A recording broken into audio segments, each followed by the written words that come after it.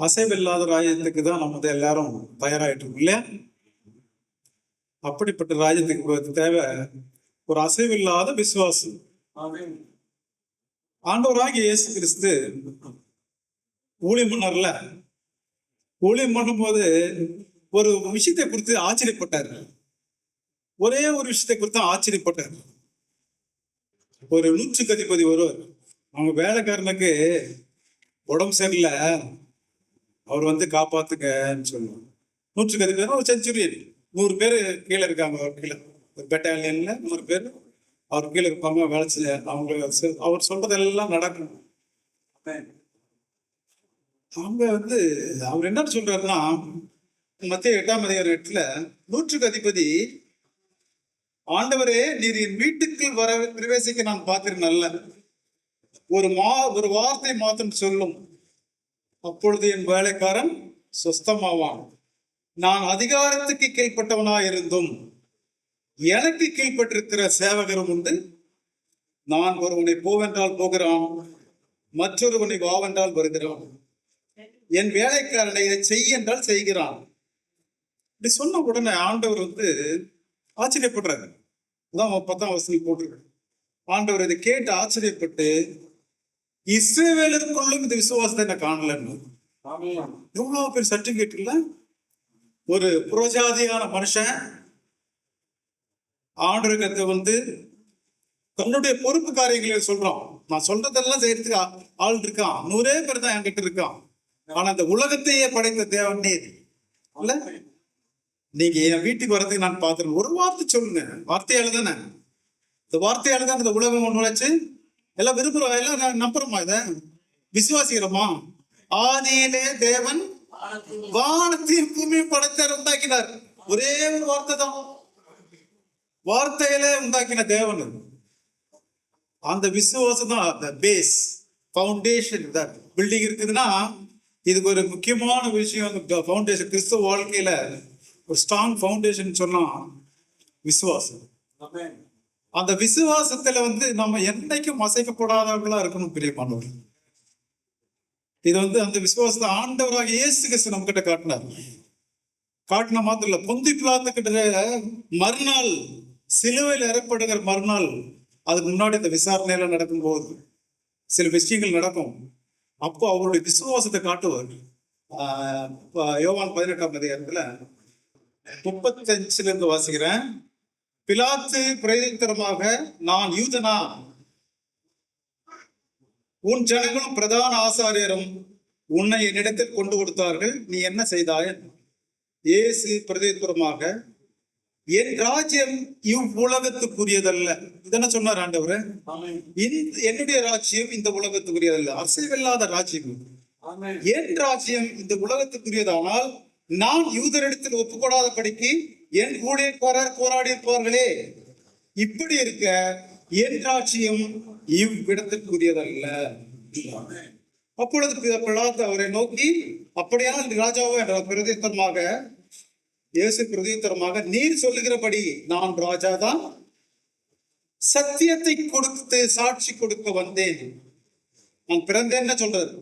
சத்தியத்தை குறித்து சாட்சி கொடுக்க நான் பிறந்தேன், இதற்காகவே நான் உலகத்துக்கு வந்தேன். சத்தியவான் எவனும் என் சத்தம் கேட்கிறான். அப்படிப்பட்ட ஒரு காரியம் விசுவாசம். ஆண்டவர் வந்தது இதுதான், சத்தியத்தை குறித்து சாட்சி கொடுப்பதற்கு வந்த தேவன். அவருடைய ராஜ்யம் இந்த உலகத்துக்கு உரியதல்ன்றது அந்த இடத்துல நிறுத்தார். எப்படி? மிக பரியாசம் பண்ணி, அதிகமா ஒரு அடிச்சு துன்புறுத்தி, தலையில முன்குறிடமெல்லாம் எல்லாம் போட்டு, அந்த நேரத்துல ஒரு எவ்வளவு ஒரு அசைக்க முடியாத ஒரு விசுவாசம். அந்த தேவன் நேற்றும் இன்றும் என்றும் மாறாத தேவனாயிருக்கு.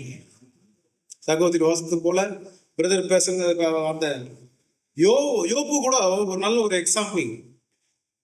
அசைவில்லாத ஒரு விசுவாசத்துக்கு யோபு பொறுமையை பத்தி தான் நம்ம கேள்விப்பட்டிருக்கோம் இல்லையா? பொறுமைக்கு ஒரு பெஸ்ட் எக்ஸாம்பிள். தேசத்துல இருந்த ஒரு மனுஷன், உத்தமன், சன்மார்க்கன், தேவனுக்கு பயப்படுகிறவன், நீதி செய்கிறவன். அப்படிப்பட்ட மனுஷன் எத்தனை பிள்ளைகள் இருந்தாங்க? எத்தனை பிள்ளைகள்? 10 பேர். 7 ஆம்பளை 3 பொண்ணு, 10 பேர் பிள்ளைகள். ஆடு மாடு கழுத ஒட்டகம், மிகப்பெரிய ஆஸ்தி, பணிவிடைக்காரர்கள் எல்லாம் இருந்தாங்க. அப்படிப்பட்ட மனுஷனுக்கு எல்லாமே போச்சு, எல்லாமே போயிடுச்சு. எல்லாம் போயிட்டு அவனுடைய தோல் கூட பாதிக்கப்பட்டுச்சு, உடம்பு பாதிக்கப்பட்டுச்சு, எல்லாமே போயிடுச்சு. ஒன்னுமா விசுவாசத்துட்டு இருக்கிற அவங்க ஒய்ஃப் கேட்குறாங்க. அப்பவும் அந்த விசுவாசத்தை விடல, விசுவாசத்தை விடாத மனுஷனாக இருந்தார். அவர் தான் அவர் சொல்றாரு, யோபு 19ஆம் அதிகாரத்துல 25 வாசிக்கலாம். என் மீட்பர் உயிரோடு இருக்கிறார் என்றும் அவர் கடைசி நாளில் பூமியின் மேல் நிற்பார் என்றும் நான் அறிந்திருக்கிறேன். ஆமென். இந்த என் போர் முதலாளர்கள் அழுகி போன பின்பு நான் என் மாம்சத்தில் இருந்து தேவனை பார்ப்பேன், அவரை நானே பார்ப்பேன், அந்நிய கண்களல்ல, என் கண்களே அவரை காணும். இந்த வாந்தியால் என் உள்ளின் நிறைகள் எனக்கு போகும். பிரியமானவர்களே, மிகவும் கஷ்டத்துல இருக்கிற யோபு. எப்படிப்பட்ட கஷ்டம் தெரியும்? ஆஸ்தி போயிடுச்சு, எல்லாம் போயிடுச்சு, இல்ல துக்கம் துன்பம் எல்லாம் நடந்துட்டு இருக்கு. அதுல பார்க்கும்போது அதே அதிகாரத்துல 10ல இருந்தே வாசிக்கலாம். அவர் என்னை 4 புறத்திலும் நாசமாக்கினார், நான் அற்று போகிறேன், என் நம்பிக்கையை ஒரு செடியை போல பிடுங்கி போட்டார். அதிலிருந்து வாசிப்போம். அவர் தமது கோபத்தை என்மேல் எரிய பண்ணினார், என்னை தம்முடைய சத்துருக்களில் ஒருவனாக எண்ணிக்கொள்ளுகிறார். அவருடைய தண்டுபடைகள் ஏகமாய் வந்து எனக்கு விரோதமாய் தங்கள் வலியை உயர்த்தி என் கூடாரத்தை சுற்றி பாளையம் இறங்கினார்கள். என் சகோதரரை என்னை விட்டு தூரப்படுத்தினார், எனக்கு அறிமுகமானவர்கள் எனக்கு அந்நியராய் போனார்கள். என் பந்து ஜனங்கள் விலகி போனார்கள், என் சிநேகிதர் என்னை மறந்து விட்டார்கள். சிநேகிதர் இல்ல, பந்து ஜனங்கள் இல்ல, சொந்தக்காரங்க இல்ல, வீட்டு ஜனங்கள் இல்ல, வேலைக்காரிகள் இல்ல, எல்லாமே அந்நியராக எல்லாமே போயிடுச்சு. இல்ல மனைவி கிடா. அதுக்கு 16, நான் என் வேலைக்காரனை கூப்பிடுகிற போது அவன் எனக்கு உத்தரவு போடான், என் வாயினால் நான் அவனை கெஞ்ச வேண்டியதாய். வேலைக்காரங்கிட்ட ஒரு தண்ணி கொடுப்பான்னு கேட்கறது கூட கஷ்டம், கேட்க முடியாது, கேட்ட மதிக்கல, ஏன்னா ஒண்ணுமே இல்லைங்க. என் சுவாசம் என் மனைவிக்கு வேறுபட்டிருக்கிறது, என் சுவாசம் என் மனைவிக்கே குடிக்கல. என் கர்ப்பத்தின் பிள்ளைகளுக்காக பரிதபிக்கிறேன். பிள்ளைகள் 10 பிள்ளைகள் போடாங்க, 10 பிள்ளைகள் போயாச்சு, அந்த கர்ப்பத்தின் பிள்ளைகளுக்காக பரிதபிக்கிறேன். சிறு பிள்ளைகளும் என்னை அசட்டை பண்ணுகிறார்கள், நான் எழுந்தால் அவர்கள் எனக்கு விரோதமாய் பேசுகிறார்கள். சின்ன பசங்க மதிக்கல, அதானே, சின்ன பசங்க மதிக்க மாட்டாங்களாங்க.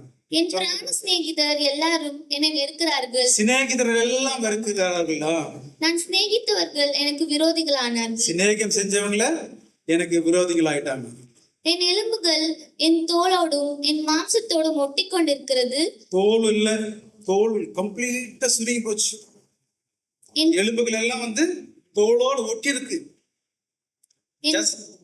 என் பற்களை மூட கொஞ்சம் தோல் மாத்திரம் கொஞ்சம் பல்லு மூடுறதுக்கு மட்டும் கொஞ்சம் தோல் இருக்கிற மாதிரி இருக்கு. என் சிநேகிதரே எனக்கு இறங்குங்கள், எனக்கு இறங்குங்கள், தேவனுடைய கை என்னை தொட்டது. தேவனை போல நீங்களும் என்னை துன்பப்படுத்துவானேன்? என் மாம்சம் பட்சிக்கப்பட்டாலும் நீங்கள் திருப்தி அற்றிருக்கிறது என்ன?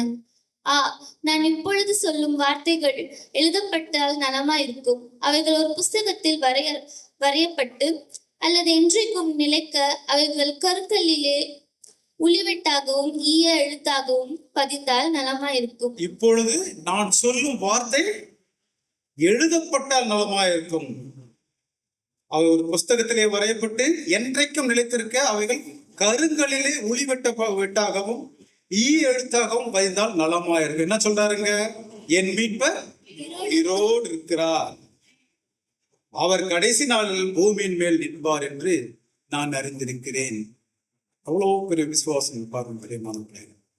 அந்த விசுவாசம் எனக்கு இருக்குதா, நமக்கு எல்லாருக்கும் இருக்குதான்னு தான் இந்த நேரத்தில் நாம் பார்க்க வேண்டியதா இருக்கு. அந்த விசுவாசத்தை தோக்குகிறவரும் முடுக்குகிறவரும் யாரு? ஆண்டவராகிய இயேசு கிறிஸ்து. அவரை இலக்கு அவர் மேல அவரை வச்சுதான் நம்முடைய இந்த ஓட்டம் இருக்கணும். அப்படிப்பட்ட ஒரு வாழ்க்கை, விசுவாசம், அசையாத ஒரு விசுவாசம் நமக்குள்ள இருக்குதா? எபிரேயருக்கு எழுதுகிற புத்தகத்தில் பார்க்கும்போது நிறைய புருஷர்கள், ஸ்திரீகள் அவங்களுடைய விசுவாசத்தை குறித்து சொல்லப்பட்டிருக்கு. ஆனா யோபு பத்தி அதுல சொல்லப்படவே இல்லை. அப்படின்னா எவ்வளவு முன்னாடி இருந்த ஆள் ஒரு விசுவாசியா நமக்கெல்லாம் இவன் நோவுக்கு முன்னாடி இருந்தவராக கருதப்படுகிறது. ஸோ அப்பவே நமக்கு நல்ல ஒரு எக்ஸாம்பிள் புக்கு யோபுன்ற புத்தகத்துல நமக்கு கொடுக்கப்பட்டிருக்கு. இப்படிதான் நம்ம வாழணும். எவ்வளவு கஷ்டங்கள் வந்தால் அந்த கஷ்டம் சொல்ல முடியாது. ரெட்டிப்பான நன்மையை பெற்றுக்கொண்டதற்கு முன்பாக அவன் அவ்வளவு தீங்கு நெய்தவனாக, அதே நேரத்துல ஆண்டவரை விட்டு விலகாதவனாக மீட்பர் உயிரோடு இருக்கிறார் என்று சொல்றார். அந்த வசனம் விசுவாசத்துக்குரிய வசனமா இருக்கு. அதே போல இன்னொரு எக்ஸாம்பிள் பார்க்கலாம். ராகாப் பற்றி கேள்விப்பட்டிருக்கோம். ராகாப் எகிப்து தேசத்திலிருந்து இஸ்ரவேல் மக்கள் எகிப்து தேசத்திலிருந்து ஆண்டவரால் செங்கடலை வழியாக கடந்து எரிகோ பட்டணத்துக்கு போவதற்கு முன்பாக அவர்கள் யோசுவா தான் தலைமை தாங்கி போறாரு. அந்த நேரத்துல யோசுவா சில அந்த ஸ்பைஸ் சொல்லக்கூடிய அந்த வேவுக்காரர் 2 பேரை அனுப்புறார். ரகசியமாய் வேவு பார்க்கும்படிக்கு 2ஆம் அதிகாரத்துல யோசுவா 2ஆம் அதிகாரத்துல நூனின் குமாரனாகிய யோசுவா, அதை அப்படி படிமாதா. நூனின் குமாரனாகிய யோசுவா சீத்திமில் இருந்து வேவுக்காரராகிய 2 மனுஷரை ரகசியமாய் வேவு பார்க்கும்படி அனுப்பி, நீங்கள் போய் தேசத்தையும் எரிகோவையும் பார்த்து வாருங்கள் என்றான். அவர்கள் போய் ராகாப் என்னும் பெயர் கொண்ட வேசியின் வீட்டுக்குள் பிரவேசித்து அங்கே தங்கினார்கள். தேசத்தை வேவு பார்க்கும்படி இஸ்ரவேல் புத்திரரில் சில மனுஷர் இந்த ராத்திரியிலே இங்கே வந்தார்கள் என்று எரிகோவின் ராஜாவுக்கு சொல்லப்பட்டது. அப்பொழுது எரிகோவின் ராஜா ராகாப் அண்டைக்கு ஆள் அனுப்பி, உன்னிடத்தில் உன் வீட்டுக்குள் பிரவேசித்த மனுஷரை வெளியே கொண்டு வா, அவர்கள் தேசத்தை எல்லாம் வேவு பார்க்கும்படி வந்தார்கள் என்று சொல்ல சொன்னான். அந்த ஸ்திரீ அவ்விரண்டு மனுஷரையும் கொண்டு போய் அவர்களை ஒளித்து வைத்து, மெய்தான், என்னிடத்தில் மனுஷர் வந்திருந்தார்கள், ஆனாலும் அவர்கள் எவ்விடத்தாரோ எனக்கு தெரியாது. வாசலை அடைக்கும் நேரத்தில் இருட்டு வேளையிலே அந்த மனுஷர் புறப்பட்டு போய்விட்டார்கள். அவர்கள் எங்கே போனார்களோ எனக்கு தெரியாது. அவர்களை சீக்கிரமாய் போய் தேடுங்கள், நீங்கள் அவர்களை பிடித்துக் கொள்ளலாம் என்றாள். அவள் அவர்களை வீட்டின் மேல் ஏற பண்ணி வீட்டின் மேல் பரப்பப்பட்ட சணல் தட்டைகளுக்குள்ளே மறைத்து வைத்திருந்தாள். அந்த மனுஷர் யோர்தானுக்கு போகிற வழியில் துறைகள் மட்டும் அவர்களை தேட போனார்கள். அவர்களை தேடுகிறவர்கள் புறப்பட்ட உடனே வாசல் அடைக்கப்பட்டது. அந்த மனுஷர் படுத்துக் கொள்ளும் முன்னே அவள் வீட்டின் மேல் அவர்களிடத்தில் ஏறி போய், கர்த்தர் உங்களுக்கு தேசத்தை ஒப்புக் கொடுத்தார் என்றும், உங்களை பற்றி எங்களுக்கு திகில் பிடித்திருக்கிறது என்றும், உங்களை குறித்து தேசத்து குடிகள் எல்லாரும் சோர்ந்து போனார்கள் என்றும் அறிவேன். அந்த வசனம் பாருங்க மறுபடியும். கர்த்தர் உங்களுக்கு தேசத்தை ஒப்புக் கொடுத்தார் என்றும், உங்களை பற்றி எங்களுக்கு திகில் பிடித்திருக்கிறது என்றும், உங்களை குறித்து தேசத்து குடிகள் எல்லாரும் சோர்ந்து போனார்கள் என்றும் அறிவேன். இந்த விஷயம் பாருங்க, இவங்க எதுவும் பார்க்கல. இல்ல எகிப்துக்கும் போல செங்கடல் வழியா வரும் போதும் பார்க்கல, எதுவுமே நடக்கல. ஆனா கேள்விப்படுறாங்க, இதெல்லாம் நடந்திருக்கு. அங்கிருந்து வந்தீங்க, நீங்க எகிப்திலிருந்து புறப்பட்ட போது கர்த்தர் உங்களுக்கு முன்பாக சிவந்த சமுத்திரத்தின் தண்ணீரை வற்றி போக பண்ணினதையும், நீங்கள் யோர்தானுக்கு அப்புறத்தில் சங்காரம் பண்ணின எமோரியரின் 2 ராஜாக்களாகிய சீகோனுக்கும் ஓகுக்கும் செய்ததையும் கேள்விப்பட்டோம். இதெல்லாம் கேள்விப்பட்டதும், கேள்வினால அந்த காரியம் தான் கேள்விப்பட்டோம். கேள்விப்பட்ட போது எங்கள் இருதயம் கரைந்து போயிற்று. சரி, உங்களாலே எல்லாருடைய தைரியமும் அற்று போயிற்று. உங்கள் தேவனாகிய கர்த்தரே உயர வானத்திலும் கீழே பூமியிலும் தேவனானவர். இந்த விசுவாசம் தானே இந்த விஷயம் எல்லாம் நடந்ததுனால, உங்கள் தேவன் தான், உங்கள் தேவனாகிய கர்த்தரே உயர வானத்திலும் கீழே பூமியிலும் தேவனானவர்.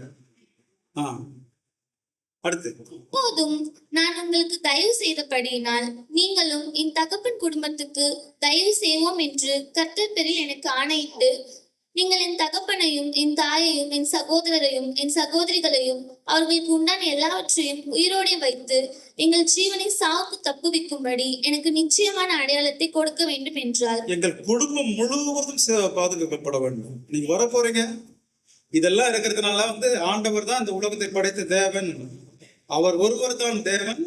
அப்படிப்பட்ட தேவனை கொண்டிருக்கிற நீங்கள் வரும்போது நாங்க எல்லாம் அழிவோம் இல்லையா?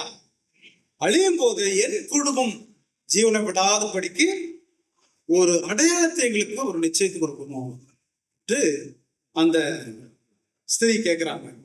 அப்பொழுது அந்த மனுஷர் அவளை நோக்கி, எங்கள் ஜீவனே உங்கள் ஜீவனுக்கு ஈடு. நீங்கள் எங்கள் காரியத்தை இருந்ததால் கர்த்தர் எங்களுக்கு தேசத்தை கொடுக்கும் போது நாங்கள் தயையும் சத்தியமும் பாராட்டுவோம் என்றார்கள். அப்பொழுது அவர்களை கயிற்றினாலே ஜன்னல் வழியா இறக்கி விட்டாள். அவர்கள் மறுபடியும் வாசிமாத. அப்பொழுது அவர்களை கயிற்றினாலே ஜன்னல் வழியா இறக்கி விட்டாள். அவள் வீடு அலங்கத்தின் மதிலில் இருந்தது.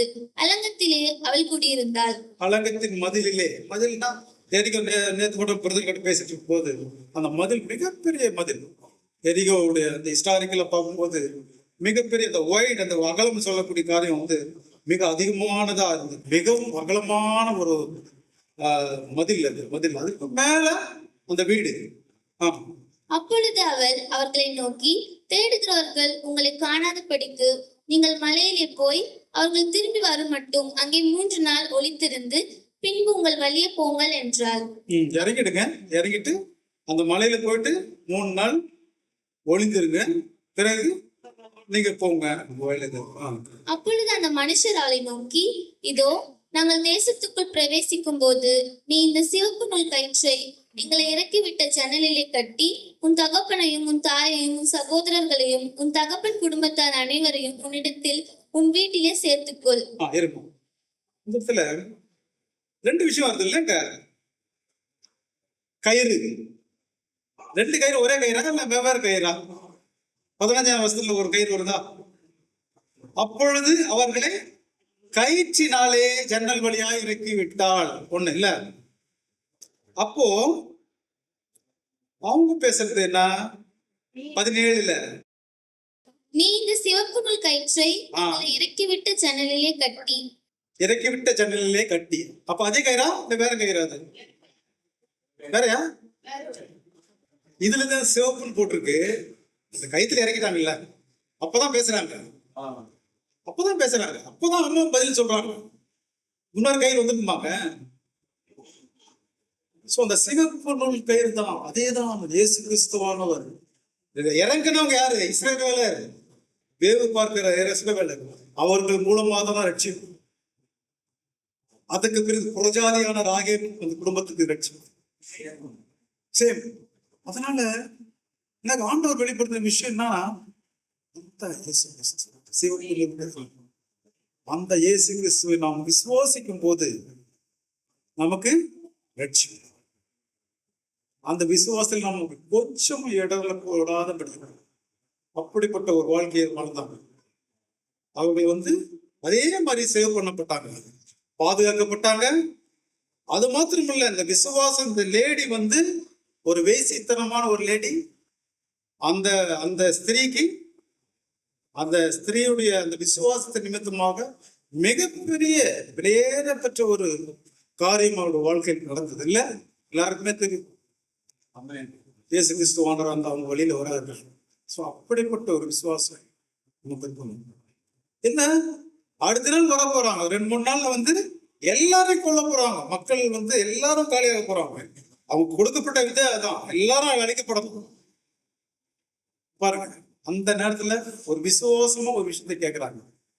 எனக்கு எங்களுக்கு செய்யுங்க, குடும்பத்தை பாதுகாங்க. குடும்பம் என்ன பண்ண பாதுகாக்க இல்லை, நானு, எங்க அப்பா, எங்க அம்மா, என்னுடைய சகோதரிகள் எல்லாரும் சரி குடும்பமா பாதுகாப்பு. நீ அது மாதிரி பண்ண நான் கட்டாயமா பாதுகாக்கப்படுவீங்க. அதே மாதிரி அந்த சிவப்பு நூல் கயிறு தொங்கப்பட்டு அது கட்டப்பட்டு அப்படியே விட்டுறாங்க. அதை எடுக்கலாம் சொன்னபடி. அந்த வீடு மாத்திரம் மீதி மற்றதெல்லாம் அழிக்கப்பட்டது. அதான் வரலாறு. அப்படிப்பட்ட ஒரு விசுவாசம் நமக்கு, உங்களுக்கு எல்லாருக்கும் அந்த விசுவாசத்தின் மூலமா தான் வந்து ஆண்டவர் அதை கணப்படுத்துறாரு. ஆண்டவர் வந்து கணப்படுத்துற தேவனா இருக்கிறார் இல்ல.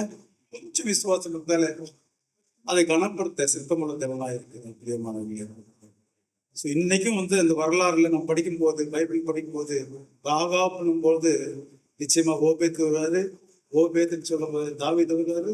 தாவீதுன்னு சொல்லும்போது இயேசு கிறிஸ்து வருவார். இல்ல இயேசு கிறிஸ்து சொல்லும்போது நம்ம எல்லாம் இல்லையா? அப்படிப்பட்ட தேவன், அப்படிப்பட்ட ஒரு ஆச்சரியத்தை, அந்த விசுவாசத்தை வந்து அதாவது தாவீது சொல்லுவார் இல்ல, எப்படி என் கர்த்தரை வந்து எனக்கு முன்பாக வைத்திருக்கிறேன். வைத்திருக்கிறதுனா என்ன இது?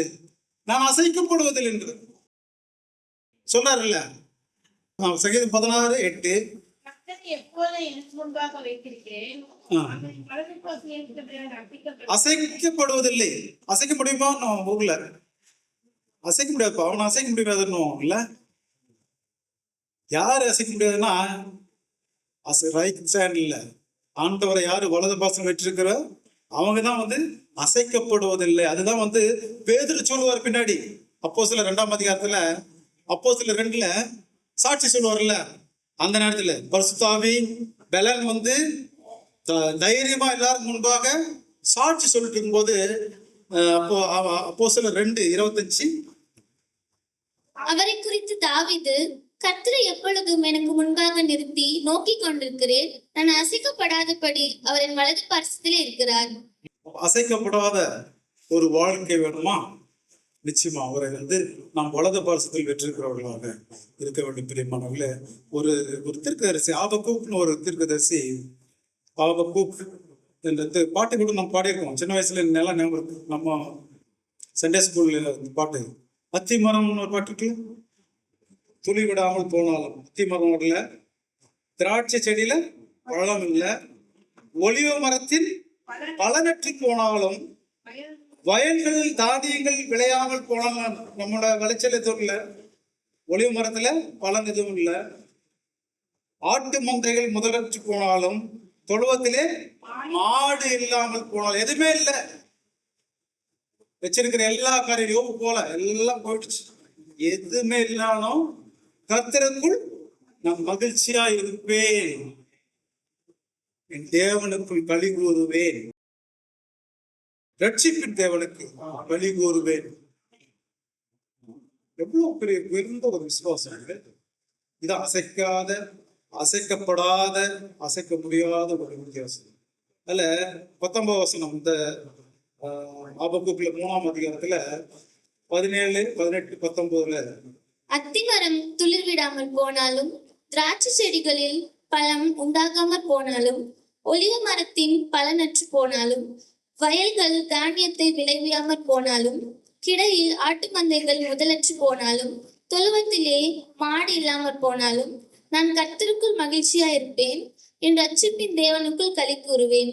ஆண்டவராகிய கர்த்தர் என் பலன், அவரின் கால்களை மான் கால்களை போலாக்கி உயரமான ஸ்தலங்களில் என்னை நடக்க பண்ணுவார். சோதனை வரும் வேளையில சொல் கேட்கும் செவியில் இல்ல, சொல் கேட்கும் செவியில் பரத்தில் இருந்து ஜெயம் வரும். அப்படிதான் ஆண்டவராகிய கர்த்தர் என் பலன் சொல்லிட்டு என் கால்களை மான்காலங்களாக மாற்றுகிறார். மான்காலங்களாக மாற்றும் போது உயரமான ஸ்தலங்கள்ல என்னால் போக முடியும். பிரியமானவர்களே, அப்படிப்பட்ட கால்களை நமக்கு கொடுக்க சித்தம் உள்ளது. எப்ப கிடைக்கிறது? ஆண்டவரை சார்ந்திருக்கும் போது, ஆண்டவரோடு, அதாவது சந்தோஷமா இருங்கள். எங்கிருந்து பவுல் சந்தோஷமா இருங்கள்னு சொல்றாரு? எங்கிருந்து சொல்றாரு? ஜெயில சந்தோஷமா இருங்கள் என்று மறுபடியும் சொல்லுகிறேன். அப்படிப்பட்ட ஒரு விசுவாசம். இந்த விசுவாசத்துக்கு அதான் இப்போ நம்ம பிரதர் சொல்ல போகிறோம். பவுல் வந்து எங்க கொஞ்சம் விசுவாசம் குறைவா இருந்துச்சோ, இப்போ தீமோத்தேயு அனுப்புனார்ல. ஏன் தீமோத்தேயு அனுப்புனார் தெரியுமா? தீமோத்தேயு அனுப்பணும். தீமோத்தேயு கிட்ட விசுவாசம் இருந்ததா? 2 தீமோத்தேயு 1ஆம் அதிகாரம் 4ஆம் வசனம். வாசிமா. உன்னில் உள்ள மாயமற்ற விசுவாசத்தை நினைவு கூறுகிறதினால். மாயமற்ற விசுவாசம். சின்ன பையன் பவுல் வந்து தீமோத்தேயுவை தெரிந்து கொள்ளும் போது அவருக்கு ரொம்ப இளைய மனுஷன், ரொம்ப டிசைபிள். அவர்கிட்ட இருந்தது மாயமற்ற விசுவாசம். அதாவது அவங்க பாட்டி கிட்ட இருந்து தான், அவங்க பாட்டி கிட்ட இருந்து அவங்க அம்மா கிட்ட வந்திருக்கு, அவங்க அம்மா கிட்ட இருந்து இவருக்கு வந்திருக்கு. அப்படி அசைக்க முடியாத ஒரு விசுவாசத்தை இருந்ததுனால அவருக்கு 2 புக்கு, 2 லெட்டர் எழுதுறாரு. இந்த லெட்டர்ல தெளிவா எழுதியிருக்காருங்க, மாயமற்ற விசுவாசம் நினைவு கூறுகிறதினால் என் முன்னோர்கள் முதற்கொண்டு சுத்தமான சாட்சியோடு ஆழத்தி வரும் தேவனை நான் ஸ்தோத்தரிக்கிறேன். அப்படிப்பட்ட தீமோத்தேயு இதுதான் நிறைய வெளிப்பாடுகள். கடைசி புக்குன்னு சொல்றாங்க. 2ஆம் இது வந்து அவர் எழுதுனதுல கடைசி நிருபம். இதுலே தான் 12ஆம் வசனம். அதிநிமித்தம் நான் இந்த பாடுகளையும் அனுபவிக்கிறேன். ஆயினும் நான் வெட்கப்படுவதில்லை. ஏனென்றால் நான் விசுவாசித்திருக்கிறவர் இன்னார் என்று அறிவேன். நான் அவரிடத்தில் ஒப்பு கொடுத்ததை அவர் அந்நாள் வரைக்கும் காத்துக்கொள்ள வல்லவராய் இருக்கிறார் என்று நிச்சயத்தும் இருக்கிறேன். ஒப்பு கொடுத்தாச்சு, சில காரியங்கள் ஒப்பு கொடுத்தாச்சு, அதை வந்து காத்துக்கொள்ள வல்லவராய் இருக்கிறார். இல்ல என்கவுண்டர் வித் காட், அதாவது நேரடியா நடந்தது. சவுலே நீ ஏன் என்னை துன்பப்படுத்துகிறாய்? ஆண்டவர் வந்து சத்தத்துல பேசினாங்க. 2 விஷயம் தான் கேட்டார். என்ன கேட்டாரு ஆண்டவர் கிட்ட? பவுல் என்ன கேட்டார்? சவுல், ஆண்டவரே நீ யார்? நான் என்ன செய்ய சித்தமா இருக்கு. 2 விஷயம் கேட்டுட்டு அந்த 2 விஷயத்துக்காக தான் அவருடைய ஊழியம் முழுக்க இருந்தது. அவர் சித்தத்தை செய்தவராக, இயேசு கிறிஸ்துவை போல அவர் சித்தத்தை செய்தவராக. ஆண்டவர் சொல்ற காரியத்தை, இங்க போ, ஆன்டியோக்கு போ, அந்தியோக்கியா, அதுக்கு பிறகு இந்த பட்டணத்துக்கு போ, ரோம் போ, சொல்ல எல்லா விஷயம் செய்தவராக. அதெல்லாம் வந்து நான் வெட்கப்படுகிறது இல்லை. ஏனென்றால் நான் விசுவாசித்திருக்கிறவர் இன்னார் என்று அறிவேன். நான் அவரிடத்தில் ஒப்பு கொடுத்ததை அவர் நான் வரும் வரையில் பார்த்துக்கொள்ள நல்லவராயிருந்து நிச்சயத்திருக்கிறேன். விசுவாசம் என்ன definition? What is the definition for faith? போட்டிருக்கா? வேதத்தில் போட்டிருக்கா? விசுவாசம் நம்பப்படுபவைகளின் உறுதி. நம்பப்படுபவைகளின் உறுதி. எல்லாரும் புரியுதா? இது எல்லாரும் புரிஞ்சுச்சா? நம்பப்படுபவைகள் உறுதி, காணப்படாதவைகள் நிச்சயம். பார்க்கவே இல்லை. ராகாப் மாதிரி, ராகாப் வந்து பார்க்கல, எதுவுமே பார்க்கல. நம்பப்படுபவைகள் உறுதி, காணப்படாதவைகள் நிச்சயம். அந்த விசுவாசம். அதனால சொல்றாங்க, எப்போ ஒரு மனம் திரும்புதல் இந்த மெயின். அதுக்கு அடுத்தபடியா நமக்கு தேவையான விசுவாசம். ஆதியிலே தேவன் வானத்தையும் பூமியும் சிருஷ்டித்தார். சயின்ஸ் பிரச்சனைகள் இப்ப எல்லாருக்கும் ஸ்டூடெண்ட்ஸுக்கு அது எப்படி? அந்த கேள்வி எங்க முடியாது இல்ல. ஏன்னா நம்முடைய அறிவு கொஞ்சம் தான், ஆண்டவருடைய அறிவு மகா பெரியது. அதை உணர்ந்து கொள்வதற்கு அவரோடு ஐக்கியப்படணும், அவரோட உறவாடணும், அவரோடு நடக்கணும், அவரோடு நடந்து போகணும். வாக்கிங் போறோம்ல, எல்லாரும் வாக்கிங் போறோம். காலையில வாக்கிங் போறோம், ஆண்டவரோடு கூட போட்டு ஆண்டவரோடு நடக்க நடக்க நடக்க அவருடைய சோபங்கள், அவருடைய தன்மைகள், அவருடைய குணாதிசயங்கள் எல்லாம் நமக்கு கொஞ்சம் கொஞ்சமா புரிய ஆரம்பிக்கும். அப்படிப்பட்ட ஒரு வாழ்க்கை தான் வந்து கிறிஸ்துவ வாழ்க்கை. வெறுமனே ஞாயிற்றுக்கிழமை வந்துட்டு ஆண்டவர்கிட்ட சில விஷயங்களை வந்து வர்ஷிப் பண்ணிட்டு போறது கிடையாது. ஒவ்வொரு நாளும் நாம் தியானிக்கணும். ஆண்டவர் இந்த வார்த்தைகளை வச்சு அதிகமா தியானிக்கணும். தீமோத்தேயு போல விசுவாசத்துல மிகப்பெரிய ஆள் ஆகணும். அந்த 100க்கு அதிபதி போடும், ராகா போட, யோகு போடும், எல்லாவற்றுக்கும் மேல இயேசு கிறிஸ்துவை போடும்.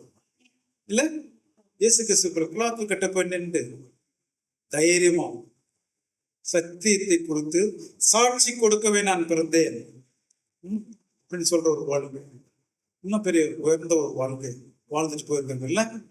இப்படிப்பட்ட ஹிஸ்டரி வரலாறு நமக்கு முன்பாக வைக்கப்பட்டிருக்கிறது. ஸோ அதுக்காக நாம் அந்த 12 வாசத்துல 13ஆம் வாசனம் வாசிக்கணும். நீ கிறிஸ்து இயேசுவை பற்றும் விசுவாசத்தோடும் அன்போடும் என்னிடத்தில் கேட்டிருக்கிற ஆரோக்கியமான வசனங்களின் சட்டத்தை கை கொண்டிரு. கிறிஸ்துவை பற்றும் விசுவாசத்தோடும். விசுவாசத்துல இங்க குறவு இல்ல தீமோத்தேயுக்கு குறவு இல்ல இருக்கு. மாயமற்ற விசுவாசம் தான் இருக்கு. அதுக்கு அடுத்து ஒண்ணு போடுறாரு, அன்போடும். விசுவாசத்துக்கு அன்புக்கும் பெரிய இது ஒண்ணும் வித்தியாசமும் கிடையாது. விசுவாசன்றது என்னது? என் முழு பலத்தோடும், முழு இருதயத்தோடும், முழு ஆத்மாவோடும், முழு பலத்தோடும் அவரிடத்தில் அன்பு கூர்த்தனா அதான் விசுவாசம் இல்ல. அப்படி இருக்கும்போது அசைக்கப்படுவதில்லை. அசைக்கப்படுவதுன்றது என்ன? முழு பலத்தோடு, முழு இருதயத்தோடு, முழு விசுவாசம். அதான் அதுதான் நான் ஆண்டவர் விட்டு என்ன பிரிக்க முடியாது. நான் கொன்று போட்டாலும் தேவன் நீர் என்னை கொன்று போட்டாலும் நான் அவர் மீது நம்பிக்கை ஆயிருந்தோம். இவ்வளவு பெரிய விசுவாசம். அது பொறுமை மாத்திரம் இல்லைங்க. யோபு பொறுமை மாத்திரம் விசுவாசம். கொன்று போட்டாலும் அவர் மீது நான் நம்பிக்கை இருப்பேன். அப்படிப்பட்ட ஒரு விசுவாசம், அசைக்க முடியாத ஒரு விசுவாசம் நமக்குள்ள இருக்கு. நிறைய எக்ஸாம்பிள்ஸ் இருக்கு. எடுத்து அந்த 11ஆம் அதிகாரம் எபிரேயர்ல அது வாசிக்கலாம். 1 by 1 ஒரு நாளைக்கு ஒன்று எடுத்துக்கிட்டு அவங்கள பத்தியே அப்படி திங்க் பண்ணிட்டாலும் நடக்குது. எல்லாரும் வந்தாங்க, அப்படி போயிட்டு தான் இருந்தது. ஏனோக்கு மாத்திரம் கொஞ்சம் வித்தியாசமா இருந்தாருல்ல. எனக்கு மாத்திரம் கொஞ்சம் வித்தியாசமா ஆண்டவரோடு நடந்தாரு. 300 வருஷம் நடந்தாராம். 300 வருஷம் நடந்தது நிமித்தமா ஆண்டவர் அவரை எடுத்துக்கொண்டார். உண்மையான விசுவாசம், அந்த அன்பு ரெண்டே கட்டளை தான். இந்த 2 கற்பனைகள் தான். அந்த கற்பனைகள்ல பிரதான அந்த அன்பு விஷயத்தை நமக்கு உண்மையா பிரதிபலிக்கக்கூடிய ஒரு இடமா இருந்திருக்குதா இதெல்லாம் பார்க்கணும். ஏன்னா சத்தியங்களை அதிகமா அறியக்கூடிய காரியத்துல நம்ம சத்தியத்தை அறியும் போது தான் நமக்கு ஒரு உண்மையான ஒரு விடுதலை கிடைக்கும். சத்தியத்தை அறிவீர்கள், சத்தியம் உங்களை விடுதலையாகும். அப்படிப்பட்ட ஒரு சத்தியத்தை அறிகிற ஒரு வாழ்க்கை இருக்கும்போது விசுவாசத்துல இந்த துவக்குகிறவரும் முடிக்கிறவரும் யாரு? கிறிஸ்துவானவர். அவர் தான் அவர் மேல கண்ணை வச்சுட்டு போயிட்டே வேண்டித்தான். ஓடுறதும் சரி, நடக்கிறதும் சரி. அவர் முன்னாடி வச்சுக்கிச்சு, பின்னானவைகளை மறந்து முன்னானவைகளை நாடி நமக்கென்று நிர்ணயிக்கப்பட்ட இலக்கை நோக்கி அப்படிப்பட்ட ஒரு வாழ்க்கை. நியாயப்பிரமாணத்தின்படி வாழ்ந்த சவுல் அப்படி ஒரு டிரான்ஸ்ஃபார்மேஷன் அப்படியே மாறிடுச்சு இல்ல. இயேசு கிறிஸ்துவ எல்லாரும் கொல்லணும், எல்லாரும் ஜெயில போடணும், சிறைப்பிடிக்கணும்ட்டு ஓடுற ஆளோட ஒரே ஒரு நாள் தான் பேசுறாரு. என்னை ஏன் நீ துன்பப்படுத்து? போதும், ஒரு வேற என்ன? ஆண்டோட ஒரு வார்த்தை போதும் இல்லையா? ஒரு வார்த்தை சொல்லப்படுத்தும். அந்த ஒரு வார்த்தையில எல்லாமே மாறிச்சு. அப்படிப்பட்ட ஒரு வார்த்தையை ஆண்டோட சமூகத்தில் நம்ம பெற்றுக்கொள்ளணும். அதுக்கு விசுவாசம் ரொம்ப ரொம்ப அதிகமா இருக்கும். அசைக்கப்படுது எல்லாமே. சயின்ஸ் அசைக்கு எல்லாத்தையும், எல்லா இடத்துலயும் சயின்ஸ் அசைக்கிறது எல்லாத்தையும். ஆனா அது ஒரு பொருட்டா பண்ணாம நம்ம எந்த அளவுக்கு படிச்சிருந்தாலும், எந்த அளவுக்கு உயர்ந்து போயிருந்தாலும், எந்த அளவுக்கு தாழ்ந்து போயிருந்தாலும் பக்தர்கள் மகிழ்ச்சியா இருக்க படிக்கணும். அது தேவனுக்குள் களி கூற வேண்டும் சொல்ற ஆபகுமார். ரட்சிப்பின் தேவனுக்குள் களி கூற வேண்டும் ஆபகுமாரி. அப்படிப்பட்ட ஒரு விசுவாசத்தை பெற்றுக்கொண்டவர்களாக நாம் வாழணும் பிரியமானவர்களே. அந்த விசுவாசத்தை நமக்கு கொடுக்க பரிசுத்த ஆவியானவர் நடத்துவார் என்று நான் விசுவாசிக்கிறேன்.